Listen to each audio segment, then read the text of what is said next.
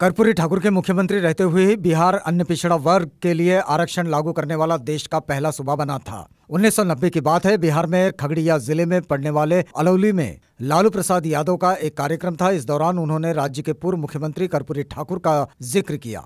लालू यादव का कहना था कि जब कर्पूरी जी आरक्षण की बात करते थे तो लोग उन्हें माँ बहन बेटी की गाली देते थे, और जब वे रिजर्वेशन की बात करते हैं तो लोग गाली देने के पहले अगल बगल देख लेते हैं कि कहीं कोई पिछड़ा दलित आदिवासी सुन तो नहीं रहा है। लालू प्रसाद यादव ने आगे इसका श्रेय उस ताकत को दिया जो कर्पूरी ठाकुर ने हाशिए पर रह रहे समुदायों को दी थी। देखा जाए तो ये ही वो खूबी थी जिसके चलते बिहार के पहले गैर कांग्रेसी मुख्यमंत्री कर्पूरी ठाकुर के नाम के आगे जन नायक की उपाधि जुड़ी हुई है।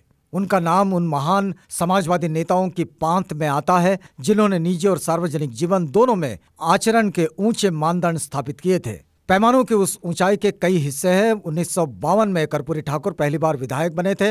उन्हीं दिनों उनका ऑस्ट्रिया जाने वाले एक प्रतिनिधिमंडल में चयन हुआ था। उनके पास कोट नहीं था तो एक दोस्त से कोट मांग लिया, वो भी फटा हुआ था। खैर कर्पूरी ठाकुर वही कोट पहनकर चले गए।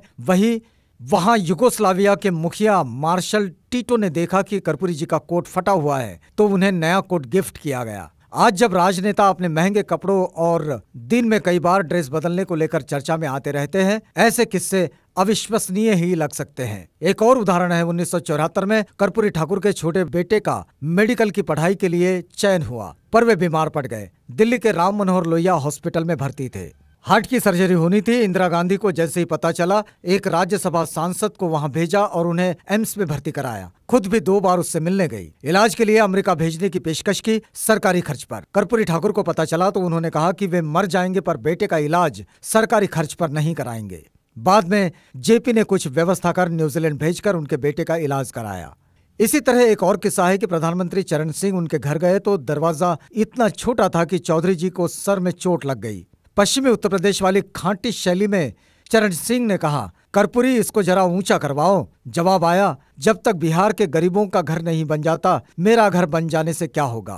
कर्पूरी ठाकुर का जीवन ताउम्र संघर्ष का रहा। 1978 में बिहार का मुख्यमंत्री रहते हुए जब उन्होंने हाशिए पर धकेल दिए वर्ग के लिए सरकारी नौकरियों में 26% आरक्षण लागू किया तो उन्हें क्या क्या न कहा गया। लोग उनकी माँ बहन बेटी बहू का नाम लेकर भद्दी गालियां देते। अभिजात वर्ग के लोग उन पर तंज कसते हुए कहते, कर कर्पूरी कर पूरा छोड़ गद्दी धर वस्तुरा। ये तंज इसलिए कि कर्पूरी ठाकुर नाई समुदाय से ताल्लुक रखते थे। 1978 में कर्पूरी ठाकुर की सरकार ने सिंचाई विभाग में 17,000 पदों के लिए आवेदन मंगाए। हफ्ता भर बीतते बीतते उनकी सरकार गिर गई। कई लोग इन दोनों बातों को आपस में संबंध मानते हैं। उनके मुताबिक पहले होता यह था कि बैकडोर से अस्थायी बहाली कर दी जाती थी, बाद में उसी को नियमित कर दिया जाता था। माना जाता है कि एक साथ इतने लोग खुली भर्ती के जरिए नौकरी पाएं, ये सरकारी व्यवस्था पर कुंडली मार कर बैठे एक वर्ग को मंजूर नहीं था। सो कर्पूरी ठाकुर को जाना पड़ा।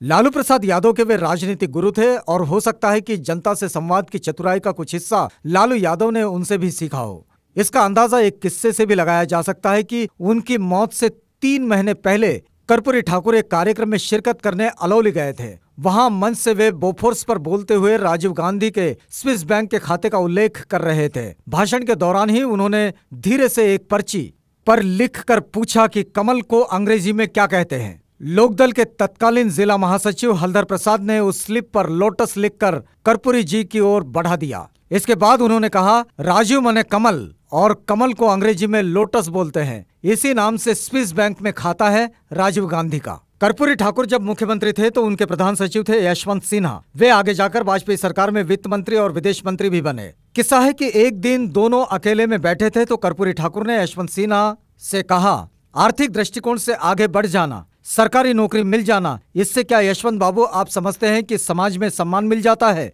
जो वंचित वर्ग के लोग हैं उसको इसी के सम्मान प्राप्त हो जाता है क्या, या नहीं होता है? आगे उन्होंने अपना उदाहरण दिया। वे मैट्रिक में फर्स्ट डिवीजन में पास हुए थे। नाई का काम कर रहे उनके बाबूजी उन्हें गांव के समृद्ध वर्ग के एक व्यक्ति के पास लेकर गए और कहा, सरकार ये मेरा बेटा है, फर्स्ट डिवीजन से पास किया है। उस आदमी ने अपनी टांगे टेबल के ऊपर रखते हुए कहा, अच्छा फर्स्ट डिवीजन से पास किए हो, मेरा पैर दबाओ। इस तरह की तमाम चुनौतियों को पार करते हुए कर्पूरी ठाकुर आगे बढ़े। 1967 में जब पहली बार 9 राज्यों में गैर कांग्रेसी सरकारों का गठन हुआ तो महामाया प्रसाद के मंत्रिमंडल में वे शिक्षा मंत्री और उप मुख्यमंत्री बने। उन्होंने मैट्रिक में अंग्रेजी की अनिवार्यता समाप्त कर दी और ये बाधा दूर होते ही कस्बाई देहाती लड़के भी उच्च शिक्षा की ओर अग्रसर हुए, नहीं तो पहले वे मैट्रिक में ही अटक जाते थे। सन 1970 में 163 दिनों के कार्यकाल वाली कर्पूरी ठाकुर की पहली सरकार ने कई ऐतिहासिक फैसले लिए। 8वीं तक की शिक्षा मुफ्त कर दी गई, उर्दू को दूसरी राजकीय भाषा का दर्जा दिया गया, सरकार ने 5 एकड़ तक की जमीन पर मालगुजारी खत्म कर दी। जब 1977 में वे दोबारा मुख्यमंत्री बने तो SC ST के अलावा OBC के लिए भी आरक्षण लागू करने वाला बिहार देश का पहला सूबा बना। 11 नवंबर 1978 को उन्होंने महिलाओं के लिए 3%, इसमें सभी जातियों की महिलाएं शामिल थी, गरीब सवर्णों के लिए 3% और पिछड़ों के लिए 20% यानी कि कुल 26% आरक्षण की घोषणा की। इसके लिए ऊंचे तबकों ने, एक बड़े वर्ग ने भले ही कर्पूरी ठाकुर को कोसा हो, लेकिन वंचितों ने उन्हें सर माथे पर बिठाया। इस हद तक कि 1984 के एक अपवाद को छोड़ दें तो वे कभी चुनाव नहीं हारे। सादगी के पर्याय कर्पूरी ठाकुर लोकराज की स्थापना के हिमायती थे। उन्होंने अपना सारा जीवन इसी में लगा दिया। 17 फरवरी 1988 को अचानक तबीयत बिगड़ने से उनका देहांत हो गया। आज उन्हें एक जाति विशेष के दायरे में सीमित कर दिया जाता है, जबकि उनके दायरे में वो पूरा समाज आता था जिसकी तीमारदारी को उन्होंने अपना मिशन बना लिया था।